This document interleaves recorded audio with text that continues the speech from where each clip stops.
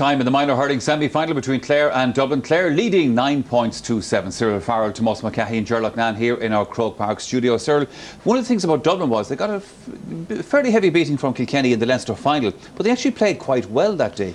So this is a better team maybe than people give them credit for. Yeah, looking at the Leinster final that day, Dublin had a lot of chances weren't they to score, and they had a lot of possession. And like looking at Kilkenny since, maybe we read too much into the game. Like Kilkenny showed how good they were by the overpowered Galway completed. That puts in a completely different light. I would think at half-time, even though they're down 2 points, Dublin will be happy enough because they're completely, for the first 15-20 minutes, Clare were completely on top. Even though Clare are up to 2 points, they'll be hammering at them that they'll have to go on and win because they should be up a lot more. It's there for the taking, but you still would feel that Clare are going to push on and win the game. Well, certainly, Tomás, the way Clare started off, and one of the features, as I said to Gerlach now there a moment ago, was some of the point scoring in this game, and it was Clare earlier on that was getting some lovely scores. Yeah, they got lovely points, and I mean, I suppose when you look at the Clare team and you look at kind of the overall strength around the field, and there's some beautiful hurlers around there, and none better than the guy Tony Kelly at midfield, and I suppose up front as well there's some very nifty corner forwards play as well, and like this is great play by the full forward himself. He win a possession out in the corner.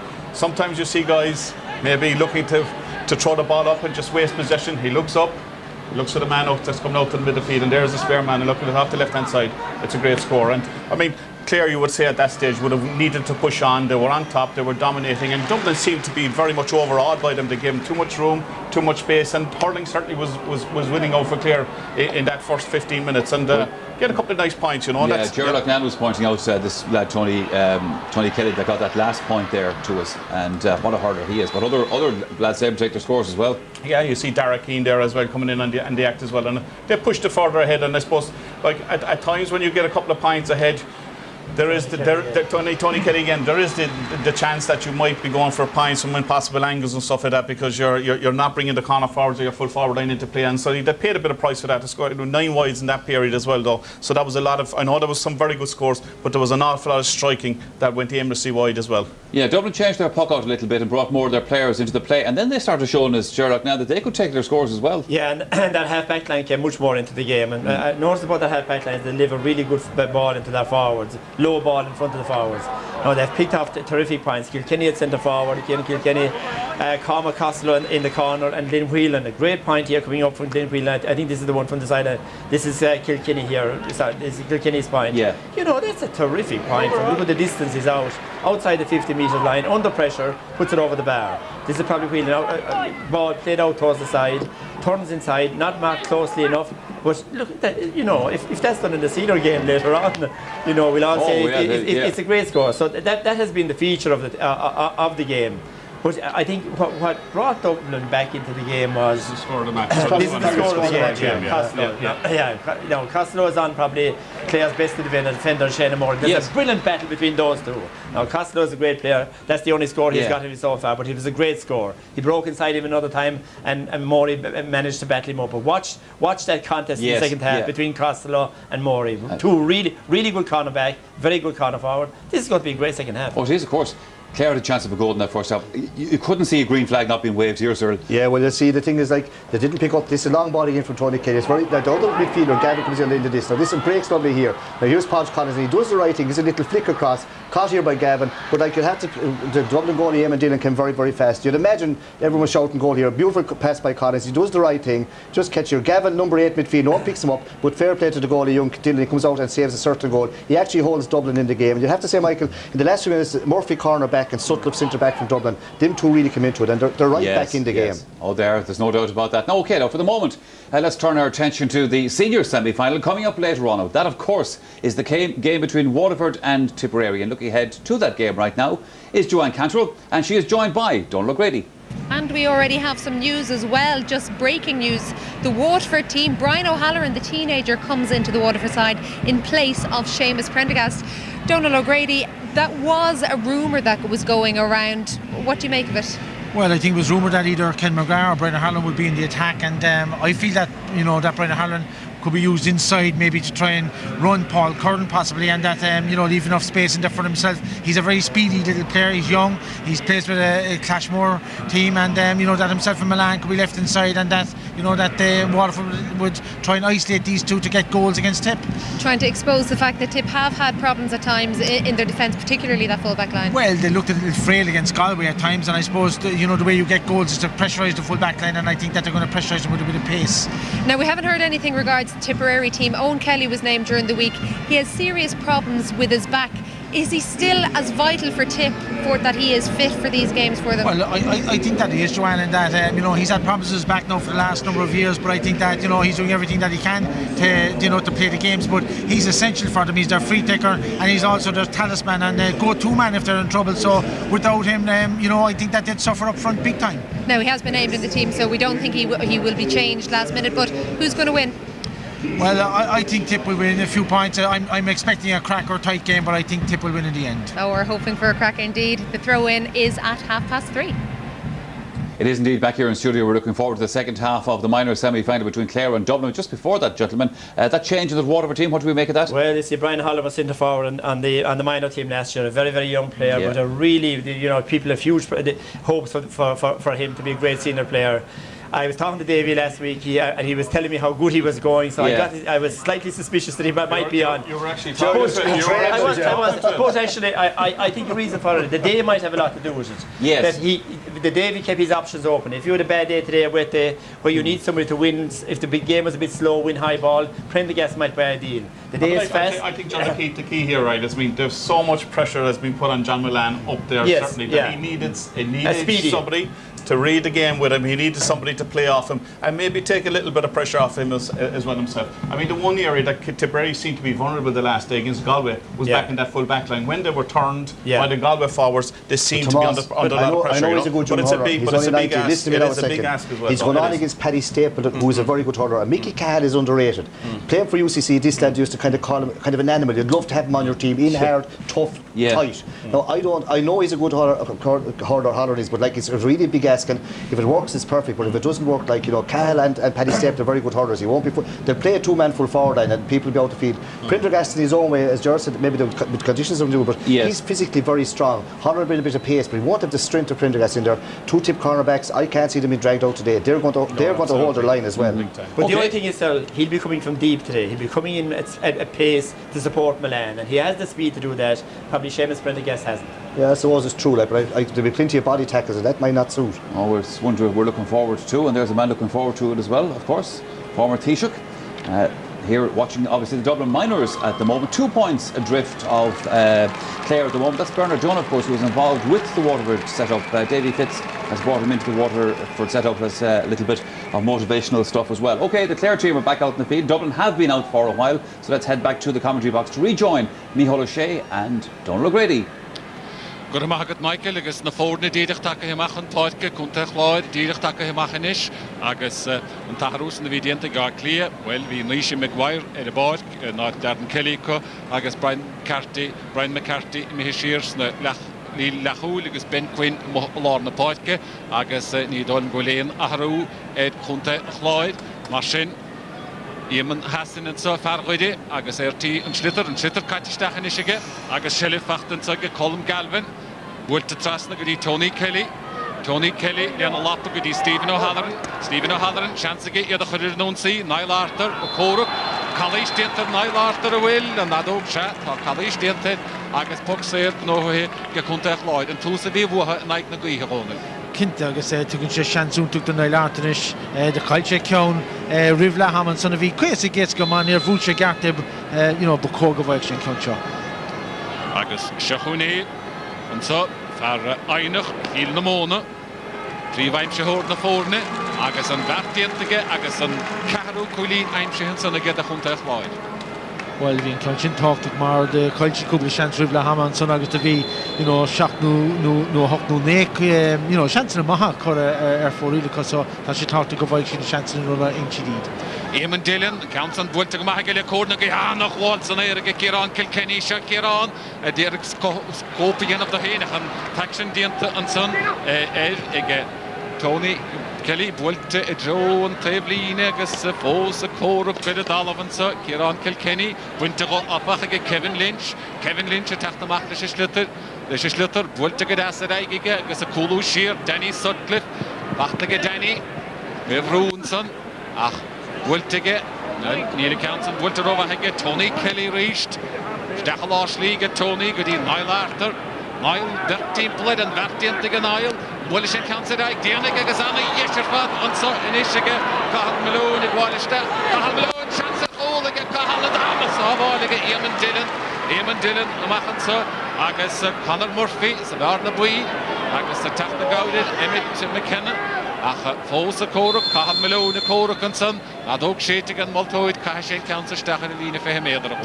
Well, chance Mahanson and Kuntin Claude, the first chance cool, Sekhiela Hanson, I say, Shin chance Bill Mokodo, Billy Korham Chasnamar, you never Kova go home to Gigagas Eagle Chasna, after chance Kalturish and door. Ach, Bose Koruk, I guess, Kalish, Dinter, Kahal Milowin, Kahal Goilistach, I guess, chance Elefos and so again Niall Arthur.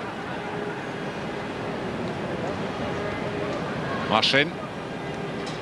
Ní chóirgumach an Rostroid, Níl an Elisha, Royer. Níl go háir nuair a bhuair an ceantin agus chun ní ród an san amach gáin chunéing níos fear a thuirtó féin agus bacóga bhhaid sin ceanteach chuma. Agus má dhéanaan be Ciricín de Cholíní idir na fórne, agus be gláich an chéadá ceann naimsí go bhá ceannaí se agus átha go nefisiach go Eamon Dillon, an son, a Machalás Lí go dtí Emmett McKenna, Emmett Bevrú, ach Emmett de déanamh go má, Wilted trustedy Conor Murphy on Farsa give it out at Fad. Conor Wilted a shoe, the cord the Guihe. I can say Derek Kieran Kilkenny, I'm shoe. Kieran, the Derek Taraka Ganson, Edadala, a cord Nachinic, Kevin Lynch. And Schlitter, Edadala, Fos, Agus Fachte, Nisha McGuire, Ella Lappa, and son in the boys. Stachalash Lady, Colum Galvin, Dolly Huin, Agus Wiltige, Anna Tabline. Martin, Titi Talon, Patch Collins, the Hunter Lloyd, Patch Derek, Callis, Dinter Patch, and Son Agus, well, Smiley Patch and Foxerson of Nohu. Well, the Richard Godin Connie Doyle, Agus, Anna Skillinchin Connie Ardu and alive, Agus, Nailatra, Taktamach and so reach Connie Hogan, Kimi and Sahinish and so while. Anna Hawaii and Sonach and Bako by the Ray, Corhan Chasnamar, Nirishi Grid Dira Kistakul Golidragus, Nailatra, Taktamachanish Conisha, Hogan, Agus Mark Coinish, Shaw, Bako the Clare, on far on their front of Bokan Sera, Aru. Just it will David O'Halloran Gomach, Homa, Akshahu, Niall Arthur, the Hurricanes that Dolim Fakta Show, Gadisadoi, Wilt to get Gazab, Wilt to Lions, through Harrisha Dasnon again, the Gomach, Ganail, Axon Dorn, near the hit again. Well, you're a veteran halfway into Iglehaum, can't talk to her, they should know the Sunnish, in the four net Ronald, Hurricane after an ish. Well, the Dovinuri Tashana Hawking, Tosuma have a good thing, Close, and Gakla Hansen, Agus and Clare, Doka smacked them on according to Harish. And the boys, a Macklin Keen and so, Agashahe in the Schlaunhachen Talon, Bulte, Ragigan, and so, with the Kahal Milo, Kahal Tarka de Ganson, Bulte go hard, they get Kahal like a sprint to Ellenson, the Hunter Lloyd, Hookin after an ish, Agus the other day of the dealer fad, the Sachma, Lana Hebede, Agus Tassan Dianta, Satarna Corona. Tasmau and the boys, Kigan Son, Agus, Shin score to Kitchen, Agus Nish, Coolin, Atlamar, Hossigan Klama, Shosakeda, Squishy, Dark Clear, Stacks and Clear, so the Coca Boyak. On Cornish, Grime and the Hash of the Endella. Shahun, Kieran Kilkenny, I guess I showed it out, Stephenson, Cormac Costco, Corridor Willie, Fakta, and so I guess Stephen O'Halloran, Fanata Blina, Welsh Moharisha de Blinas, Casul Gorev, I guess Mavi, Replica Council, Las Mahavon. Well, but while I'm asking to reach Vishana Kong with the Nina, but well, the V Fallant here, Rina Dirachona, it's a Christian Bratsu was, Lloyd, so. Go back at Cheshire Grove, Harlandine and Son, Agus, go Pox Lassie get out clear. Solely Tau, Gigamach, Nick Martin, Agus Cormac Costello, when it counts up, a Hogant, clear, all in the Green Council for Harisha Drasnan. Up, will to be Gloter Fadigan, Meshe Father Rohin, Evik, Stigagas, call it up, again, Emmett O'Connell, Fan in Ishmael, no in Ishmael ahead, on Leonton, I'm Shigagashin Cole, and the Kinu of Dark Clear Honan. Well, need a vein down Sherrish take the Rugan Cool Byron saw. I guess they hit hitse dá láhan san agus a bhí an ferro achlíad sin éimir chaníile bhí sé ar an spot agus bhúil sé staach sa líontáine. Agus an cúlbáide gorta históilm caafar cór leiise chu réid Ronald. Seáil an hálan san ní hála chuise sísa a láh chun brehean í ródan san beidir mar chóú a bhúlaach lena chamáin ar a chailteach sin seansa thug sé do achlíad ba cogaméid se sáháilte agus glantamachach. Anhá é man a chuíann sem mar rinne sé an rud ceart a dhéanaan tusa leanse an líródan san agus cúla gácléas í reisteach sa Clare ríist. Agus an rud céanna i déanta acu agus bhfuil John Heatherton ar títach an páirce dá clia tá sé a déhlíine i réanós agus annach chud cholíní feachtaige seo Glen Whelan a fágan na páirce dá clia agus John Heatherton take histeach agus mar sin tá Glen Whelan imimehin. Agus an cúlbáide fós an gáantar cór leis agus an rud céanna déanta gath lia agus a gine sa céir iad take ar náis agus an chlár tí siad a scaoile ar náis a chluthegóna. Seach caafárá Mícheál san gur scaoil an chlár isteach sa chluí sa céad le a bhí négín ar fórílacha sa céad le agus ríist. Ní raibh mór an dain séar an cúlbáide beidir gur chud a gasú tuis go raibh cosantóir éigen chlár faoine bhhain san gur cailsin í róid mar ní anna taf éanaar as an trígadísa, bud nuair a cailsin í róid an san i ggéirigh tactar ríist agus canílíonn san chun é bhúlisteach sa líontáin. Mar sin an chluchasaid ar rácheanna mé in a thuid agus sné John mór féin san an bainistóid agus é bhaidní sa hásta ná bhí ó chéana bhín se chuin an pocamachchansa de Ronan Tap agus an ceansan bhfuilte go maithaige, téis na bheith gortathe bhfuilte anna bhaithaige, Bertúra áthaclíonn san agus duine san, Líse Maguire, buinte churadá hiú agus seansan a go Tony Kelly. Tony Kelly trasna go dtí Colm Galvin. Colm Galvin is decha jo an cho agus pointe anna yes agus tácht a chunta a chláid ag Colm Galvin. Agus skill das an so Galvin sin danseach chun takeíoch má dáil agus de bhúil seanna hapigé an son agus léirigh seanna skillan sin chun an cúlín sin dáil. Mar sin an cholamháin atra a láthar na huide agus Éman Dillon bhfuilte go hana bhaithaige agus aimim sé go glóta hálan sa seansa gan Líse Maguire. Nó a bheith Glen Whelan, Líse Maguire a bhí ann, isteach trasna na páirce go dtí Dean Flood agus íirecht súd stoppathe chomá. Stoppathe fé ró, contact láide, cosint go láthar na huide, an séite go moltóide baltas a déananig ga sin seansa isteach atra ní ra bheith tarnar á gan baltas a déar na hóna. Well, tá sé na hapigéig siad má bhíon éon sa sciúrsáil an talamhnécha agus tá sé ar a leid tá sé seasamhach ó héobh sin de. Mar sin cosintinsa le chuntaach lár Stephen O'Halloran. Stephen O'Halloran fós, dul ar éig, agus gurad an únsaí. Éigeog sellid, chalís dinta isteig an sa ar Niall Arthur agus beidir bog go maithaig ar na council. Nún raibh chalís an. Well, tá sé dechar éiscin ón taobh seo, but tá sé cinnte ina heagna beidir go raibh an lán tasachan sin ar lán cholí mar a defa imime McKenna go raibh a chamáin timppla an rudí mar sin dehad go bhheile mé chháil ríéis ceann cuiiteach sin plion sin agus beidir go chódó beidir an imime scuile raig bhm go chéile. Mar sin an council bhuiite go slacht for a Niall Arthur agus sné an séú pointe go dísa ag an Ireland sa sé cínas dahad a hóna. Well, de haspáin sé anna bhuiílann sin Mícheál mar de chuilte cúpla ceann éascan san agus ceann fada ribh seo agus an ceann seo ríis léiríonn seo manín. Mar sin an bhearna míadathe in na huide chu chéidir cín de faointí chun cín láthar na huide agus Tony Kelly ríis dáir do mánaí Tony Febrú a cha mithe roiáda leis slitar a déad an réitóid an bháltasan mar sin tuigh dá clia. Tuigh dá clia agus fis cura an sanna chu.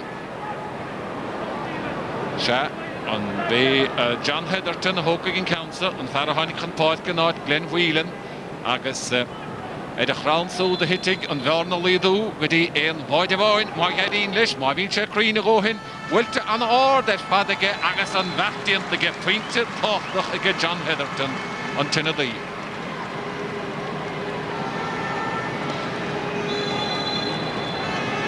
Mar sin tócamach a bheith ann agus snéad an son muintir átha clia agus iad a tochas a gín, chuidir chu, well, neidir a bhfuil chúise go fós, ní letarach an cholamháin agus iad go tréan san na maíocht chuntaach láide déirigh dulid in únsaí agus Niall Arthur méad á chamáin trasna na páirce an sa go dtí David O'Halloran. David, caiithigh David, fachta ar náise go Niall Arthur. Niall túra sé fé Count Stacha Joanna, waiting an Isle Arthur, I guess, and Dochas, I guess, and Winnie, there's what National and that. Well, on Immert, Mihal Tashe, Egli Runish Kilnagler, and Son Agus Connor scored oil. I guess, no, the first chance was just Kashia Clay, the action and Cooley and Son Agus Helen Chestnut, Kyung Das. I guess, but Shagas and Tarna Fab Lord Poit, Gunisha Fog and the Poit Gadakli, Brian McCarthy, Agus Robert Hardy, Shaher Robert Hardy, Stick, Agus Brian McCarthy, Imihan, on Vert Lord Poit Gimihone. Well, I mean, the task mocked the Nisha County and Clare or who's the Clay Bedders, Latlina, Cool, Agus Lana Park, Agus Shinning Kushnak will more on the Nimmerta, I'll take out clear. Martin, Kevin Lynch and so Dishiget wasn't two team play. Went to get after Stachelars Lady, Stephen O'Halloran again had Farsalloided, Fos, Machan Keen, Anna Vertich Dientige, Shohe Anna Yarrow, which Emmy Hanada, Peter the Toilish, Krasna the Port, Shohe, Emmett McKenna. Niall Arthur nach chuine Emmett College Dientige Niall, the Dermal Toid, Emmett McKenna. Well, better go like she love at a Grimmonson nach, you know, weren't squealing on Ray Toilish, right? The Christian Law and Son, I guess, you know, took in Shin Bontage and then Kinte, you know, Tati here, I guess, Reto Rani, you know, who's in Clay, so I don't like Tasha, a dinner of not Kennedy and Dyron. Tasha Shassabach, Emma Dertu, Council, Lahara Hege, Colum Galvin, Colum, I guess, Kieran Kilkenny, Clihanachlish, and Bartiantige Kieran, a will, Neil Fos, a Schlitter the Dollar, Luterator, Kieran Fos, I guess, a dollar, the other council of oil. Agus in Eden Leib wordt de Macharische de Vrien agus Puckschlasse da Clia. Cormacha ge Farach Lloyd about the sun. Agus Puckschlasse da Clia. Agus John Heatherton, a Hokigan Council, and Farah Honig Hun Poitke o Hieneby. Well, you really show me how, you know, being says Bullet Quig, Tashiana Hawked not couldn't share for Ile.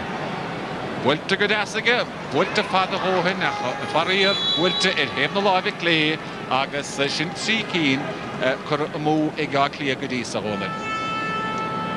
Yeah, and in Moran Kura for Ilico, no, the way to get attacked the Rash attacks a clear, but Corey's on a Hamad Cinema Tagas Brewer Kura and good by the Squealish Tack and coach in the Denny.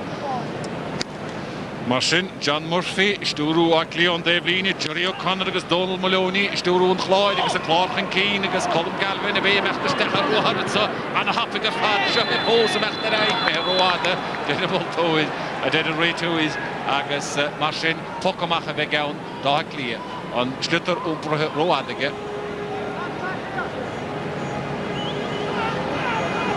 She saw the good son of the I was taking she get on and she might honey cousin dollar clear with the election come on or come on so you know but you know fine to keen I was kind to keen I was quite she killing Kenton.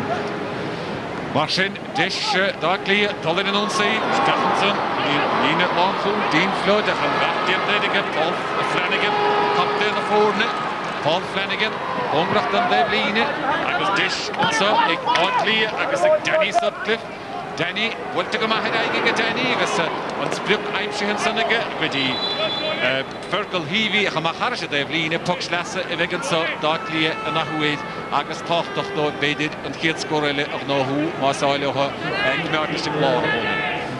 Shagus, you know, we may director on Sunday from Noel Captain and Bark and Sunday Country and Claude. Agus Adam Cunningham, Taka van Parke, the Hunter Claude, Kahal Malone, Mehe, Naharahe. The Martin Immertigan Dahevenish, Agus Shohe, Robert Hardy, Wiltiga Robert, the Stachel Ashley, a Yog Sheriff, a Yogi Hitscorelli, Nian Kish, Agus Koraka Dalla, Corma Costello, Agus and that the Dientige, Mar, she had Farah Lloyd, if it mahi. Well, you know, Derek Plug on night, Kenneth and the Christian Leroy, you know, Brash, Tom Deligan, and I get the force cool as I guess better make sure Exu Gudaloid and not Ken Rejak, you know, Niana of Wood, tight truck on there for Emergin Mikey, he left Paddy Cullen for though, Stoho, Agus Shat, and Spluckheim, she get, Agus 18 Flood. Dean Flood to say the other pointer father will and a year again Dean Flood to the next to the sessions black and see you point again Dean Flood. Shagus on the hawk to get in Costa the hook pass a stock and Chinagus or look Dean Flooder force on Colleen August on a hawk that not good to the or 40 no that we get attacked actually. Martin and immer to the hawk on the mail agony and so yet a hand plus of walked into his eye who to heal Phoenix Mohicanish. Martin an Pokamach Bulte, Mehe Harish Law na Poike Gasen. Willibon den Schlitter, es Karun de Vorne o Hele, Ke Yogi Hiet Skorele, Akli Korokardala and so Agus Bulte Erige get Ben Quinn and so Gedi Kiran Kilkenny, Agus Kort Command could have had Tarna chance to get Kiran, Agus and Neil after the half Pint on the half the Hudson. It should end see you count the Kiran Kilkenny Ronald. Well, on Friday and on point of Shin, Stoke Ben Quinn and they talked right on Bokamak, Agus Kilkenny, like Stopper Dús and son Ever Hockey and son and Cunningham and Chin or the Fortune Dara Hans, because she had a chest on and finish, you know, go cooling natra. Martin, Ronan Tab, can I hawk the father Stachalosh League, as it's a Fergal Heavy, a Cork Darkly, Fergal Foss a Cork. Werd no Joe Temple, Trasnut Sogedy, Danny Sutcliffe, on Modi, the Higgy Danny, I said Trasnagody, Dean Flood, a Cork, Nachine, Holly Vaughan, Agus the Nish, and the boys, Harnashdi Holly Vaughan, a Taraka de Ganson, Hannah Tevline, Agus a cousin Darkly, Sean McClellan, Mihibui Gaffach, Winter Rohage, Adam Cunningham, Agus the Tachtarnash, Stachalosh Agus Shahu, Niall Arthur, Niall Bert no Joe Temple, Ardianta Glote, Niall Arthur, Trasnatson, Goody, Aaron Cunningham, Aaron Agus Kurt Commander, Douche, Foss, Shellivicted, Arcon, Glote, Fladanson, Nia Chef, I get caught in the body, Tamahavis, I get caught in the Quilly Borden. Kushis a Tanser, a Stoke, Augustin, Harry Coolan and Son and a law of Clare, Agus, but scoring Castor, Gogero, and Glor and Son, Augustin, and his tree cooling Contussic. Marcin, Count Gloter Fad, Agus, Deshilligan, Bedel, Acha, and Shahuin initiate, Laura and Unsi, reached and so Aaron Cunningham, Agus, and Tarna Point to get Aaron Cunningham. Let us move you, Hasdal, Ronald. Well, Annick Yonaker, Egan Basher, the Sculpture Susan, Agus, Finish on Rod Captain, Brishatrine Barn, Agus, Haran Trasnonach, Anna Hawk, Ganish Golan, Kerakuli Natra. Agus in an count Rimish Martin and Toykion the Sikil and Count of Hakashin and Boyd in Echer and Son. Agus that no Aaron Cunningham again Ishin. Agus Anna Hawk the Fadud. Martin. Kutaun and Bautusa, Poktevline, Haun the Huntech Lloyd.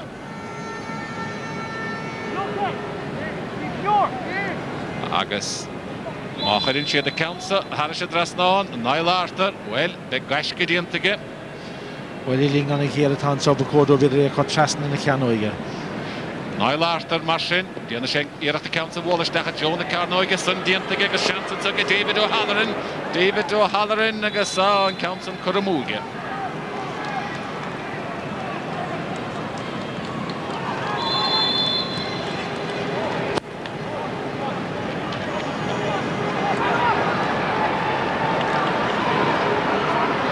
Martin and Schlitter and Mahalar na Parke and so, Agus Cork Darkly and so, and Tinadine, Nishi McGuire, Agus Katige, Martin, Puck, Sayer, Evegan, the Hunter, Lloyd. Well, Capus go Rishi, on normal Dishni Road Grish, come out to Roadiga, but well, become a more Capon Torrance and Nayan, past live a cat, Agus Shanseg and Cool Bidenish run and Taff, or therefore on leg or do. Martin, Ronan Tapp, and Boyd is Takahimach, Agus, well, the only shoot score a hall, the dog of I score on Archer, Hemmer for the Unquiliaman, they lost that you, like Count Moore, Father Costa, and Nagarashi Harris, right, get him on the Carno again. Chances like a Cormac Murphy, no Connor Murphy, but here to on the raw, Connor, went to Machiga Connor, a Fakta Mohansaga, Colum Galvin is Stachan so, Goody, David O'Halloran. O'Halloran is daar John Wall, door Slaune. Als je prachtige steek en zo. Well, als je bent terug naar Niall Arthur, die ligt waar door de steken is, kan die aan de Niall, Torchef, wie bent te kouden, Agus en Tale, Danny Sutcliffe, Agus, Eamon Dillon, Arthur en Son. Kimi Dillon, David Halloran, again, of Gokler, the Gartson, Bedagog Mokodo, a car Haran Chasnama, Vidinis the Clear, Agus, Nula Honigan, Chance Rashichin, Gri, Arthur and Son, right, well, Derek, she cool dialogue, the Kodo, Bedre, Vuda Haran Chasnana, and a light on Shasko Kuigo. Martin, Agus, the Herifuin Tichin, Agus, Ma Reichet, Ma Yadin on Council, a Reimshoe, well, William Arahenomic, Niall Arthur, Agus, Earth Scorala, the Integration, the Huntech Lloyd. agus Shachúin inishe agus Cromashis and Schlitter Ordehe Edichamónige Wilte ige Niall agus Tairna Live Clay Machine Coil hands fós well Herifinte Atara will chance fós ige Clay on it. Well, during on Clare on not can Kenneth Kale hands on the V on Clay size boot to go down my wallet agus a chin to squeaky dog there a rash tax Clay. Machine Shachúin agus Herifinte Atara agus reached and Clare Shilivitsa in the boys Wilte get in the Captain of all David O'Halloran, true team for David, Winter Hudson again, Danny Sutcliffe, that loaded. Danny Sutcliffe concluded to the Purple Heavy, Purple a Garalish staff, Trust in the Portke, Agus Chance to get Heatherton, Winter O'Haffach, Agus Cousin Vadianton against Stephen O'Halloran, a Mahajo, Lord the Portke, Marvel, Adam Cunningham, Stachel Ashley, Achshawin, all clear, the Derek, Dol Edinunzi, on Sodoy, Ben Quinn.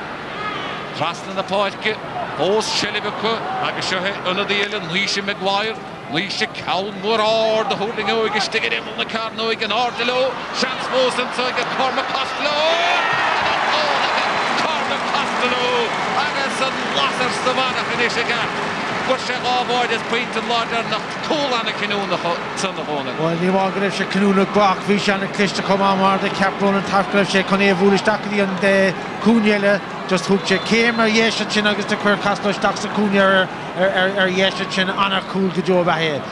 On Dove Corona Gallagher, Nish Kunas Maravig, and Queen Devon, and Lord the Slow, Idin the Ford, and never to the Rock Elnamel, Shahun Contact Lloyd, Ken me on the Kahunta, went to Green D, the Harris at Vaslan, and get Dara Kane and son, Count Fearhawk, the Hagadara. Well, if you're kind of here, lands on free, you know, score a ragged Maradef August, bin score to Gunchin or Kane, count on a hawk against son. August and Stitten Bultama, August Shanson, so I get Punch Collins, Punch a Golish, Chance again, Punch, Jefferson, he needed a chance. Well, walking to on the hawk, the Husband, the Hunter, Lloyd, and son as a Kale on it. August and Cool Boy and Janine and Dylan come aside of Richard Cheese Massacre Shaggy count got it for a mark of the Sutcliffe and son August Honey Patch Collins stock August Shin Cooling Elenish August 3 Cooling at the Rish. Martin Alan Mulready tachen Portke the Huntech Lord David O'Halloran in the fog in the Portke Ronald Kinne Ashtachaba. Well, near the lawn is talking Rinish couple road on a gloat and son Sedala but Hepper bit a couple scorer I'm sure August bit go Lloyd a tastal in Ishiko. Agus Patch Collins said a dollar with so cord Lish Achoret Fadjan so Patch Hagimmer did a nahat slatoid Acha had Seafuinte it on the Fordne a lot of Huide Agus Shohe Sha Fadjan so Agus Hos in Alter Corlish Agus Arda Hennestoche Erjan Collins a Ronnery Imidian Peligas a mind like Hunter Lloyd. Agus an a walk on score no dial come on a skill mar a money again. Machine, Shania Diad, or Crehaloch, Agus Bediadach Wig, Crave Shincher Huntech Lloyd, and the Dig. On Stetter Mohalor, the Park and Saga Shahunarish in the boys, and the Hossenter Father Fadiantagasha, a new and so the Huntech Lloyd, Agus Arden Cunningham, and Yeffer Diantagashu, the Hanishech and Park Homa, Alan Mulready, and Trinity Elenish, Ken Mianahan, I count Stuma, Stachanson Goody, Niall Arthur. Costa team pull, chance again Niall, go hard the stack in the Kueli, against Shin, Kato Anchihega, Gulin Goodisa Ronald. Well, on a score, I guess, Diantek Mulready, count on a clish to fan of Talon again, son, I guess, on a skill and son, a garter, I guess, Danoi, Anim tradition to Sakar and son, I guess, on a score. Chat it out of fat, I guess, Viva I'm Shahud the Fordne, and so a Mohalor the Portke, Robert Hardy, Haraka de Ganson. Agus Huntech Lloyd, Dalla Dirig, cousin Shana Mori, Hos Fevru, Afach, Agus a Coilish Stachan, the Huntech Lloyd, the Oglia, Cormac Costello, the Gloater, what Winter Hudson, Kevin Lynch, Agus and Stephen O'Halloran, Stephen Ataraka de Ganson, Mahajo Lord the Portke, a Mohanson, and Arden Cunningham. Well, Hashisha, it also Hanishech and Portke. Can the Yellow Shem Baltasa, Sorhistige, Connor Murphy, Dark Clear. On the table, Stachel Ashley, agus fast like a gloatin, so they get Fergal Heavy, Nish, chance to get Fergal, not Oak Sheeting and Multo Hironel. Well, ní hiigem cé fána scuilte nimar de raig an san agus Heatherton agus an líród in alive you know, bhí seans cool an san ag clí agus tá sé ag tuairt an vantáisteí den na costóirí den na daoine é dhéanaan an chalí seo, you know, bí méid clós an beidir faoi ruí mar sin agus do cód an réid tóbeidir scuile raig. Dean Flood mar sin tíon countsa a thugant agus an bhearna a léadú Gudi trí faointe má dhéirín leis agus an bhartíanta ag a Dean Flood inis snin ceathrú faointe ag a Dean Floodach statistic níos táchtaí beidir trí faointe idir na fórne an imirt fósta de gá cheanna me ceirí nómatí fáca hóna. Se agus caá lá go raibh an láh an uachtar ag lína lech chúlan san an chláre, you know, an cléamláán agus you know, tá an chláir éis clíbeidir a Harrington úsá a féin san bhcó go mé an cléthata an so bud be ganna cúpla nó méid deir go gin. Leún dé Countan buintama Harris lá na páidce agus an slitar ar a dálah. Bachta an son ag Arden Mulready, Stachalás Lee, Stephen O'Halloran, Dishiga Stephen, iad a chorir an onsaí go glótar fadi an ail artar an waise now count go agus nólim. Well, ag an ail, ní bhaig. Well, ní raibh atá leis baltas an bhóna. Well, rinne sé gachraí ceachtain sin ach bháin an buile. Agus unna dínsa, Niall Ryan teachtasteach, Dean Flood a fágan na páidce agus Niall Ryan teachtasteach na hathairthe aíana bhar dalan is gá clia. Bhfuil sé móstíonach san imirt Ronald? Well, you know, ní le cúpla méid fáca agus seans go caiith siad cúl dáil beidir an is. Se cúlháin atara a cléir dala déirigh a cúlsan na ghaimseoach ní léon an géileann sa héana mórí séna gháil trasnatsan a tarachar gansan a machchan sa dí Arden Cunningham, Arden na córach, Arden na glúiseach fósta selivitlitin parcar a gothaige bhfuilte Stachalás Lee sárthain sa go Danny Sutcliffe seansa go Danny níos iad a chuir an ónsaí á clíthaigiste gom trasna na páidce agus seo Ciarán Kilkenny an módíireach go Ciarán agus taim na láimh clí an Baldasan mar sin an ceathrú ceann chur bhóliagar i gá clíabhóna. Sin méid ní mór an is annach sin seanta bhéh teáil go géarún sin agus Kilkenny tá sé taréis sin mar anna bhthar fad agus beidir ceannas na tosas fearrtá gá clíabhút an ceann sin bhí sé teáil go géarúthe. Mar sin Ronan Taff, ceansa bhfuilteige Taibh na láimh diise an Baltas agus sin dridim le ceann bricin sa mach haris a daobh líne a fachcar amach an son ag perchún deich láid agus pucslesa a bheith gann dá clia agus big dihinnis an Baltas ára agus Ben Quinn tí an ceansa a thógan dóid timppla cúgvéadras lechiad amach ón na bháid a héin Bene tarachar i gansan bhfuilte a raig dí Imito Conneal an farachhuid cúldóid meach leis isteach a bhfuil cosise chur a fétá agus tucsair nóige bhfuil stócha go múlaigh John Heatherton an ceansa Jonah Carnóige bhóna. Well, ní le cúpla méid fáca bud seansa gé beidir cúlín dáil agus an sin big breúir na cosantóirí mar nó a bhí anach beidir sa cléach gá cúlín tagan an breúir na cosantóirí agus ón rúsin beidir go níanta batún so seansa gá clia agus inis dá bhfuil Kilkenny an cúlín rih seo de bheith sé bhaid níos fearr ag idir an gonseo Harrant trasnána caiise an cúlín dáil is tócha. Agus cárta buid san fachtaige Arden Cunningham, cárta buige Arden nach lá. Anna Gefford dianta Arden John Heatherton agus mar a bhí Donald rá tuair féin buinte agus an puinte aimsithe agus gan atar in isise á buinte ach sinna tanna le countbrice céimiid am a brise i bheith pácha agus cadaigh áneomad brise cadaigh an réiteúid áneomad mar sin agus á buinte as garún do chéile cadé mar rámansa a barca chrúcaig agus Ronan Taff tí countsa a bhla amach an sa de chuntaach láid. Awn mór ár diabit pada bhfuilteige agus an slitar túlingteach an talún álaid a bhile an sa córachansan dá clí Sean McClellan den tógánach a Paris is ó géad a báid bhfuilte ar aigige agus gháilisteach an sa Niall Ryan an Trinadaí bhfuilte se he Niall fós a meachtasteach Lás Lee seansa gur scór a ghaimsú anna blokáil diantan sanid agus céiog sinna bhí seansan sa istig ag Niall Heatherton nach buinte go agus iad fós a córach bháin John Heatherton bhfuilte go siúd iarach túlstop a chuma agus sehénis Holly Vaughan an chlár amach taris a daobh líne agus pucslesa dá clia dis ige bhfuil ní dis siad a chlár a stóile a dheoga count a hónil. Se agus you know an tuch amach a bheith Ronan Taff sin bhúil sé hís sí san taobh sin agus tá sí tréis Cerricí as an cuicí na coilúntan taobh sinach sean sé gá Clare beidir chur Haran trasnánagus ní bheith chuna sa cléan sinach ceanháinach bhí sé géirí cúldáil agus sean coiltain is costocha. Agus Brídjurí O'Connorson agus a chrídína bhí agus dócha dra ceann nach mar sin héin an bheittíontacha machchatsa go séna mórí ceantáach ach an white black lí silih, Bjork black lí silih agus builte isteachan san go Robert Hardy builte amach áfach a gin de chláin in de báis a ríis builte aige go siúdan san go dtíad Dara Kane ceann mór fada ó Dara Kane agus beidir chomáil is go ghóil. Well, is minic an utar sin agus ag an ómsog san trás an Clare beidir go mála.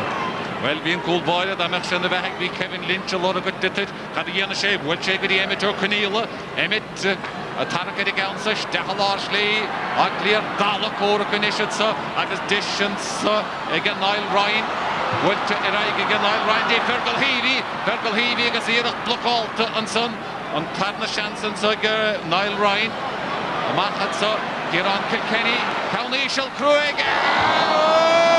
Cara sé drasna sa Capas go raibh sí hán a hónal. Well, dá méid sé beáí níos ísle Robert Hardy.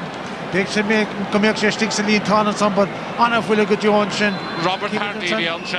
Sinné Robert Hardy, tarcha de gansan agus anna cheanna fádíoch bhfuil sin póla agus ar sé drasnáin. Mar sin éon pointe a bháin idir na fórne agus an dáinóm a cheannig an réitóid is stig a láthar na huile an nadóg sétig an réitóid agus a siad contact láid a bheith an túrtaig ar Kilkenny agus tá crí á Clare bristin sáinne bh go chónal. Tá agus is tócha go raibh sé tiltte go raibh sé beganí níos fearr, but seantainna gá Clare an deire beidir ar a leide críoch nuair go scórach caffárá go raibh an clá beganí níos fearr ná á Clare sa Clare seo. Mar sin an bhearna slúir fad agus mar deirdónal an chlár chancín go mór cúpla báta sa chluthe teachta níor dianta i gá Clare agus in éidir an laí gan idir na fórne ach an bhearna is lú ar fad agus chluthe anna hainebach ar fad anna bhríomhar scóran na breátha aimsithe ag an dáhéamh an sa agus mianach nochtathe chu acha anna dhéan a réontaobh aigeúirt idir sa Kilkenny agus an lá níoach a lá bheith níos a fearr agus na fórne I fágan na páitce agus sin isúlin is leis an gluthe sin siad agus an scór mar sin an scór an sa páirce chrócaigh 20 pointe ag a chuntaach láid agus 2 trídíag ag á Clare pointe bháin do bhua ag a chuntaach láid agus leis sin th neisthúsa Michael. Micheál O'Shea and Donal O'Grady in the commentary box for that minor semi-final. And so then it is Clare that go forward to meet Kilkenny in this year's All-Ireland minor final, and Gerlachnan just about in the end. Hey, that's just about house-topping in the end. Just about a great second half, a terrific game, and you know it's mighty for Clare to be in the All-Ireland final. And of all the people that be most delighted about this, I'd say Jimmy Smith, who set a record of playing in 5 minor championships for Clare. You know, I think nobody else ever did it. He's not feeling the best at the moment, so we hope that a display like this, and especially a result like this, will help him to full recovery. But you know, going back to the game, I think that you know, Clare had won, they had lost, they came back. The crucial thing was the introduction of Anna Cunningham going forward. He made a huge difference, and they had the facility that every time that Dublin got a goal, they hit back with 1 or 2, and in one case 3 points. So I think Clare deserved it, but Dublin deserved great credit for their fighting spirit. They never gave up, and they had a chance right at the end. They could have sneaked it right at the end. Oh, there's no. It just shows you how much teams improve. The more games they get. Dublin played way better today than they played in any other game in the championship, and I think this game would have done Clare an awful lot of good heading into the final as well. Oh, there's no doubt about that. By the way, we send all of us, we send our regards to Jimmy Smith. We know him very well here on the Sunday game. Tomas, I said to Ger about 5 minutes from the end, you've weathered the storm, but those 2 Dublin goals that kept them in it.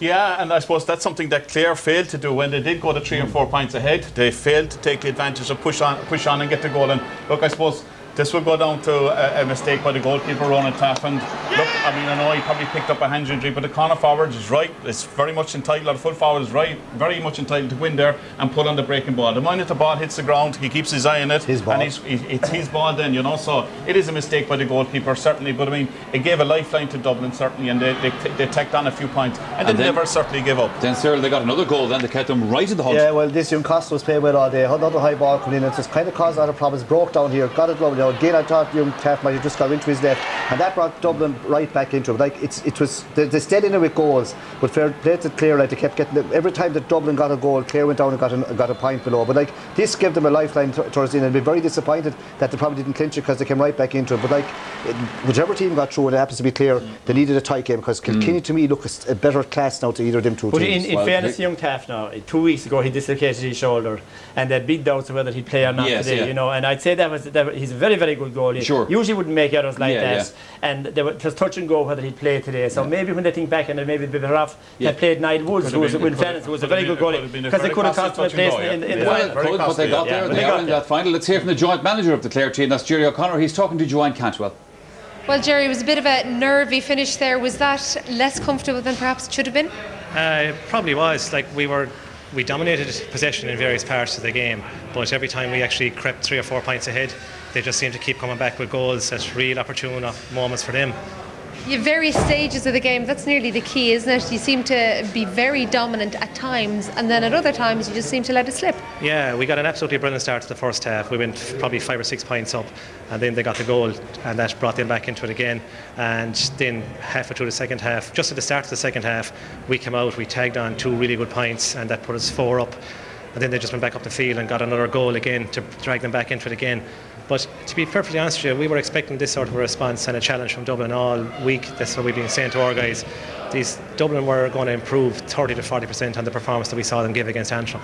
And what about Clare? How much improvement do they need now for that Kilkenny side who looked pretty impressive last week? Well, I suppose as Marty Morrissey said here last week, we probably would be quaking in our boots after seeing the performances they actually gave last week. So look, we'll just enjoy the next couple of hours and we'll focus on Kilkenny later on next week, okay? Jerry, thanks very much. Right, well done today. Joanne. Thank you. Okay. Yeah, that's Jerry O'Connor, who of course is joint manager with Donald Maloney. Every time Dublin were getting scores like that, Jerry, they got the goals, they got a couple of other scores, and the good great thing from Clare's point of view is they kept hitting back with scores themselves. Now a sub came on, and you know this lad, Aaron Cunningham, who scored 2 valuable points, and Podge Collins, of course, is the centre forward, and you taught both of these guys. It's great when Clare's need was great as the 2 of my past pupils came to the rescue. You know, Alan's introduction was a huge factor in the game, as I said already. You know, and he's you know, his father was a great player for Clare as well, and you know, he's one of these players who never ever gives up and always is prepared to have a go. That was a terrific point off his left hand side. And the great thing about Clare today is all their forwards score from play, all their midfield, the 2 midfielders score from play, and Aaron, who came in as a sub, he scored a point from play. Another terrific point. You know, the long range distance points today, lads, were just, that was the crucial thing. I think your trump card was Niall Arthur, a full forward. Oh, he was, yeah. He terrific. Right, but I can't let my star pupil here there, Podge Collins, who had worked terrifically hard as centre forward all day. He's a real will-o'-the-wisp player, and he was the last of the forwards to score there. So that completed the whole set. All the forwards, the subs who commanded the forwards, and the midfielders all scored points. And that's a very good pointer for the final. Last score of the match was a point for Dublin, Cyril Farrell, but it struck the crossbar here. Had this gone in, different result. It was a rocket. Like Dublin were coming in at this stage, they're throwing the kitchen sink. But I thought they were going to keep hand passing and walking through. You think the chance is gone. Next thing back cross is going to be blocked again, and you think it was gone again. Now again, it does the right thing here. Has a little look around and comes out the field. It has a better chance altogether. Again, a look at all that comes in here long. Does very well to get this shot in as a rocket, and it actually hits the crossbar. I thought first jumped around and tapped the block, but it actually hit the crossbar. Look, just shows what can happen, because if this went in, probably Dublin had the game won. But you'd have to say over the 60 minutes that Clare deserved to win. Just stop. But I think you must give a lot of credit to Dublin as well, Michael, right? I mean, because they are making great strides at underage level, they are making great strides at under 21 level, and they never give up here. And that match, 3 or 4 occasions that second half, 3 or 4 points down, the die was cast, but they kept on, and lucky in the end, they didn't get a result out of it. All right, that's okay. Now we're headed for a break here on the Sunday Game Live. When we come back, we'll be concentrating on the senior semi-final. It's those Munster neighbours and rivals, Waterford and Tipperary. It's a massive prize on offer. Tipperary know what it's like to lose an All-Ireland semi-final and to Waterford. I hear the sounds, I hear